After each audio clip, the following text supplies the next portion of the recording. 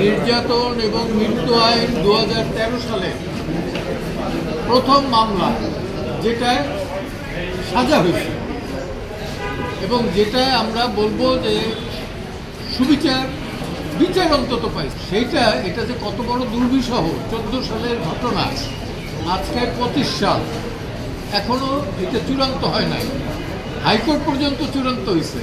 আমার দৃঢ় বিশ্বাস যে সরকার তো যাবে না, অ্যাপিলেন্ট যারা, তারা হয়তো আপিল বিভাগে যেতে পারে।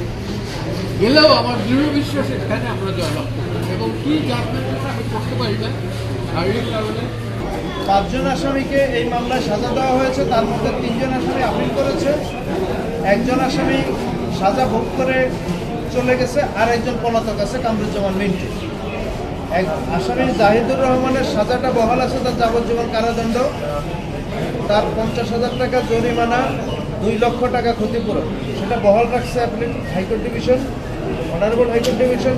আরেকজন assistant sub inspector Rashedul Hasan, তাকে যাবজ্জীবন কারাদণ্ড পরিবর্তন করে তাকে 10 বছরের সশ্রম কারাদণ্ড, 50,000 টাকা জরিমানা এবং ভিকটিমদেরকে 25,000 টাকা ক্ষতিপূরণ দেওয়ার নির্দেশ দিয়েছে। আরেকজন আসামি রাসেল, সে ল এনফোর্সিং এজেন্সির সদস্য না, সে ছিল সহযোগী। এই কারণে বিচারিক আদালত তাকে 7 বছরের সশ্রম কারাদণ্ড দিয়েছিল, যাকে হাইকোর্ট ডিভিশন খালাস দিয়েছে।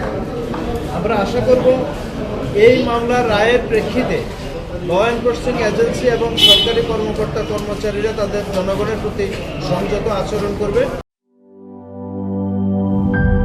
নাটা জেলি আর পানীয়র এক অসম কম্বিনেশন ড্রিঙ্কো। চিল থাকতে চান, ড্রিঙ্কো চাবান।